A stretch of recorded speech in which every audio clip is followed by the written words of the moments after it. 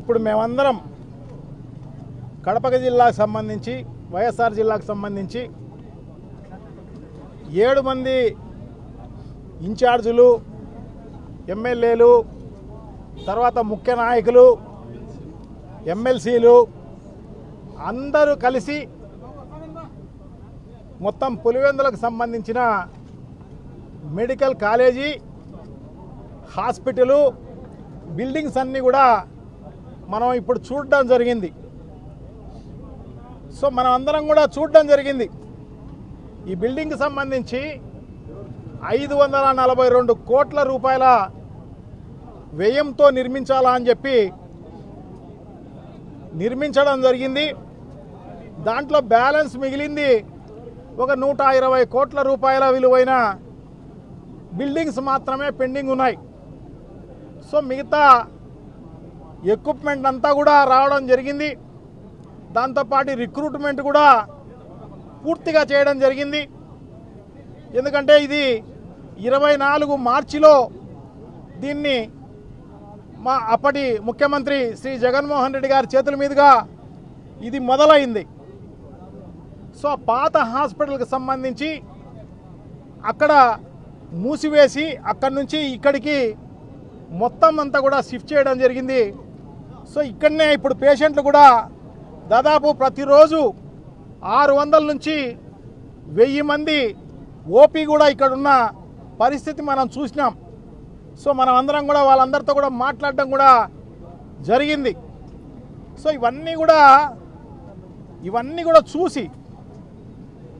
కూడా చూసి ఎందుకంటే చూసినా కూడా కళ్ళున్న కబోదిలాగా, అంటే వాళ్ళకేమో కళ్ళున్నాయి, ప్రజలందరినీ కబోదులను చేయాలన్న ఉద్దేశంతో ఆ రకంగా ఎమ్మెల్సీ గారిని పంపించి రామ్ గోపాల్ రెడ్డి గారిని ఆయన ద్వారా ఇదంతా కూడా బ్లఫ్ చేసే కార్యక్రమం, మోసం మళ్ళీ చేయాలి, ప్రజలకు అబద్ధాలు మళ్ళా చెప్పాలా అని చెప్పేసి ఈ కార్యక్రమం అంతా కూడా చేసిన పరిస్థితి ఇక్కడ ఏమీ లేదు అని చెప్పి. సో ఇది ఇంకా 120 కోట్లకు సంబంధించిన ఇంకా బిల్డింగ్లు దాదాపు 70%, 80%, 90% కొన్ని రంగులు మాత్రమే పెండింగ్ ఉన్న పరిస్థితి మనం చూసినాం. సో అవన్నీ కూడా ఎందుకంటే ఇది 5 ఏళ్ల కాలం చేయాల్సిన ప్రాజెక్ట్, ఇది ఒక్కసారి చేసేదేం లేదు. సో ఒక్కసారి ఎందుకంటే ఎన్ఎంసీ ఇది నేషనల్ మెడికల్ కౌన్సిల్ వాళ్ళు పర్మిషన్ ఇచ్చినారు అంటే వాళ్ళ మొదటి సంవత్సరానికి సంబంధించిన ఇన్ఫ్రాస్ట్రక్చర్ అంతా కూడా ఉంటుంది అని చెప్పేసి వాళ్ళంతా కూడా పర్మిషన్ ఇవ్వడం జరిగింది. 50 సీట్లు ఇవ్వడం జరిగింది. ఈ చేతగాని ప్రభుత్వం, ఈ దద్దమ్మ ప్రభుత్వం ఇదంతా కూడా ప్రైవేటు వ్యక్తులకు అందరికీ అమ్మేయాలన్న సదుద్దేశంతో దాన్ని అంతా కూడా వాళ్ళు ఇది వద్దు అని చెప్పేసి ఒక ప్లాన్ ప్రకారం ముందుగానే చెప్పిన పరిస్థితి అన్నమాట. మాకు సీట్లు వద్దు అని చెప్పేసి చాలా దారుణం. ఎవరైనా కూడా సీట్లు తెచ్చుకునే దానికి ప్రయత్నం చేస్తారు ఇంకా ఎక్కువ. ఎందుకంటే ప్రభుత్వం గ్యారంటీ ఇచ్చిందనుకోండి, మేము ఇవన్నీ కూడా ఈ టైంలో పూర్తి చేస్తాము అంటే 50 సీట్లు కాదు కదా, 150 సీట్లు తప్పకుండా వచ్చి ఉండనమాట. సో అది వదిలేసేసి ఉన్న 50 సీట్లు కూడా తీసేసిన పరిస్థితి మనం చూస్తున్నాం. మనం ఇక్కడనే చాలా అనంతపూర్ కాలేజ్ చూసినాం, అలాగే కర్ణాటకలో చూసినాం, మిగతా హైదరాబాద్లో చూసినాం. ఇవన్నీ కూడా చూడడం జరిగింది. ఎందుకంటే కాలేజీ పర్మిషన్ వచ్చిన తర్వాత అక్కడున్న గవర్నమెంట్ హాస్పిటల్లోనే టెంపరీగా నడిపే కార్యక్రమం చేస్తారన్నమాట. కాలేజీలను ఒక 3 ఏళ్ళలో 4 ఏళ్ళలో దాంట్లో నడిపి అంతలోగా వీళ్ళు బిల్డింగ్లు కట్టి దాంట్లోకి మారే కార్యక్రమం చేసింది చూసినాం తప్ప ఈ రకంగా ఇన్ఫ్రాస్ట్రక్చర్ అంతా కూడా కట్టిన పరిస్థితి ఎక్కడా లేదు అని చెప్పి తెలియజేసుకుంటున్నాం. ఎందుకంటే జగన్మోహన్ రెడ్డి గారు కేంద్ర ప్రభుత్వాన్ని ఒప్పించి, ఎందుకంటే జిల్లాకు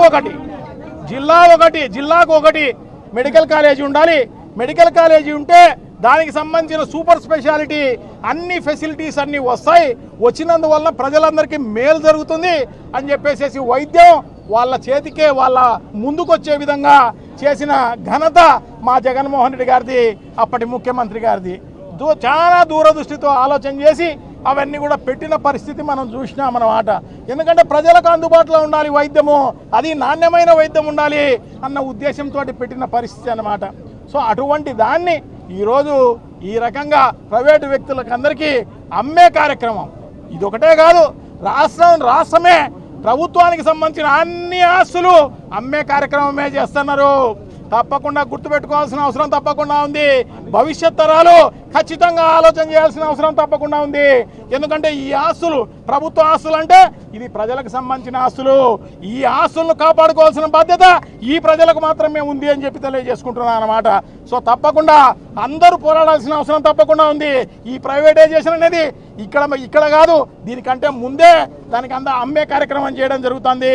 టూరిజంకు సంబంధించి దాదాపు 20-30 వేల కోట్ల రూపాయలైన ఆస్తులన్నీ కూడా అమ్మే కార్యక్రమానికి శ్రీకారం చుట్టడం జరిగింది. టెండర్లు కూడా పిలవడం జరిగింది. పోర్టులను అమ్మేసే కార్యక్రమం చేయడం జరిగింది. అన్ని రకాలైన ఫిష్కు సంబంధించిన ఫిషింగ్ హార్బర్లను కూడా అమ్మే కార్యక్రమం చేసిన పరిస్థితి. అదే కాకుండా పాలకు సంబంధించి గతంలోనే హెరిటేజ్ అనేది ఆయనకు ఉందని చెప్పేసి మొత్తం పాల ఉత్పత్తినే దాన్ని అడ్డుకున్న పరిస్థితి మనం చూసినాం. మనం పాల శీతలీకరణాలను అన్నీ కూడా బలహీనం చేసిన పరిస్థితి గతంలో చూసినాం. ఆర్టీసీని అమ్మే కార్యక్రమం మనం చూసినాం అన్నమాట. సో ఇవన్నీ కూడా ప్రైవేటు కన్నీ అమ్మేసే కార్యక్రమంలో భాగంగానే ఇన్ని చేయడం జరుగుతోంది. మళ్ళీ ముఖ్యమంత్రిగా 74-75 ఏళ్ళ వయసులో ఆయన ముఖ్యమంత్రి చేసింది ఏంటి అంటే ఈ రాష్ట్రాన్ని అమ్మే కార్యక్రమం అన్నమాట. ఇది చివరి అన్నమాట ఇది. సో లాస్ట్ డేట్ వేసుకుందామని చెప్పేసి ఈ రకంగా చేసిన పరిస్థితి మనం చూస్తున్నాం అన్నమాట. అంటే ఇంతకుముందు లక్షల కోట్లు సంపాదించినారని చెప్పేసి చెప్తూ ఉంటారు చంద్రబాబు నాయుడు గారిని. లక్షల కోట్లు కాదు కదా, కోట్లాది కోట్లు సంపాదించాలన్న ఉద్దేశంతో ఆయన ప్రజలందరినీ మభ్యపెట్టి మోసం చేసి అన్ని అబద్ధాలన్నీ చెప్పి ఆయన ముఖ్యమంత్రి కావడం జరిగిందనమాట. ఎందుకంటే ఇవన్నీ అమ్ముకోవడానికి కోసమే అని చెప్పేసి తెలియజేసుకుంటున్నాం. ఖచ్చితంగా విద్యార్థులు, నిరుద్యోగులు, మిగతా అందరూ కూడా ఏదైతే ఈ రాష్ట్రంలో ఉన్న స్టేక్ హోల్డర్స్ అందరూ కూడా ప్రతి ఒక్కరు కూడా ముందుకు రావాల్సిన అవసరం తప్పకుండా ఉంది. ఈ దగులుబాజీతనాన్ని ఆపాల్సిన అవసరం తప్పకుండా ఉంది. ఈ దుర్మార్గమైన చర్యలను ఆపాల్సిన పరిస్థితి ఉంది. ఖచ్చితంగా ఈ అమ్మే కార్యక్రమాన్ని ఇది ఒకటే కాదు, టూరిజమే కాదు, వైజాగ్ స్టీల్ అంతా కూడా అమ్మేసే కార్యక్రమంలో కేంద్ర ప్రభుత్వం ఉంటే దానికి మద్దతు ఇచ్చిన పరిస్థితి. సో ఇవన్నీ కూడా ఎందుకంటే మనకు సంబంధించి డబ్బులు, కమిషన్లు, లంచాలు వస్తాయన్న ఉద్దేశంతో తప్ప ఇంకో రకమైన కార్యక్రమం లేదు అని చెప్పి తెలియజేసుకుంటున్నా. మైన్స్ అమ్మే కార్యక్రమం చేస్తున్నారు, అన్ని రకాలైనవి అన్ని అమ్మే కార్యక్రమం చేస్తున్న పరిస్థితి మనం చూస్తున్నాము. సో దీన్ని అడ్డుకట్ట వేయాల్సిన అవసరం తప్పకుండా ఉంది. సో ఎప్పుడైనా కూడా ఎమ్మెల్సీ గారు కానీ ఇంకా ఎవరైనా కానీ ఈ ప్రభుత్వానికి సంబంధించి ఎవరైనా రావచ్చు, వాళ్ళను ఇదే ఛాలెంజ్ చేస్తున్నాం, వచ్చి చూపించమని చెప్పేసి చెప్తున్నాం అన్నమాట. ఏదో అది 3rd ఫేజ్లోనో 4th ఫేజ్లోనో చేయాల్సిన బిల్డింగులను చూపించి ఇదంతా కాలేదని చెప్పే కార్యక్రమం జరుగుతోంది. సో తప్పకుండా ఎన్ఎంసీ అనేది, నేషనల్ మెడికల్ కౌన్సిల్ అనేది ఊరికే ఆషామాషి కాదు, అది ఖచ్చితంగా రికమెండేషన్స్ ఉంటే ఇచ్చేది కాదు. ఈడ 150 సీట్లు ఉంటే 150 సీట్లు ఇచ్చిండొచ్చు, ఎందుకు లేదు? ఈ ఇన్ఫ్రాస్ట్రక్చర్ 50 సీట్లకు సంబంధించి ప్రస్తుతానికి ఉంది. నెక్స్ట్ ఇయర్ నీకు 150 సీట్లు ఇస్తాము అని చెప్పడం జరిగిందనమాట. అంటే ఈ ప్రజలకు సంబంధించి లాస్ట్ ఇయర్ 24-25కు సంబంధించి 50 సీట్లు, ఈ సంవత్సరం ఇంకొక 150 సీట్లు, మొత్తం 200 సీట్లు ఈ ప్రజలకు మనం ఇవ్వలేకపోయే కార్యక్రమం జరుగుతోంది. సో ఈ రకంగా ఇది రాష్ట్రానికే నిజంగా కూడా చాలా దారుణం. ఎందుకంటే అన్ని అమ్ముకునే కార్యక్రమం, సీట్లు అమ్ముకునే కార్యక్రమం. ఎందుకంటే ప్రభుత్వానికి సంబంధించిన హాస్పిటల్ ఉంటే బీదవారికి మేలు జరిగే కార్యక్రమం జరుగుతుంది, బీదవారు చదువుకునే దానికి అవకాశం ఉండే కార్యక్రమం జరుగుతుంది. అదే ప్రైవేట్కి ఇస్తే దాన్ని కోట్లాది రూపాయలతోటి ఎంబీబీఎస్ సీట్లు అమ్ముకునే కార్యక్రమం చేసే కార్యక్రమం జరుగుతుంది. సో ఇవన్నీ కూడా వ్యాపారం చేసేదానికి మాత్రమే ఉపయోగపడే కార్యక్రమం జరుగుతుంది అని చెప్పి తెలియజేసుకుంటూ, సో తప్పకుండా దీన్ని ఆపే కార్యక్రమం అయ్యేంత వరకు కూడా వైఎస్ఆర్ కాంగ్రెస్ పార్టీ ముందుండి ఉద్యమాలు నడిపించే కార్యక్రమం చేస్తున్నారు. మాకు తోడుగా ఈ ప్రభుత్వానికి వ్యతిరేకంగా ప్రజలందరూ కూడా కథలు రావాల్సిన అవసరం తప్పకుండా ఉంది అని చెప్పి తెలియజేసుకుంటూ, ఇది ఆగేంత వరకు ఈ ఉద్యమం ఆగదు, మా ప్రాణాలు అర్పించైనా కూడా మేము ఆపేదానికి రెడీగా ఉన్నాము అని చెప్పేసి తెలియజేసుకుంటూ సెలవు తీసుకుంటాం. థ్యాంక్ యూ, నమస్కారం.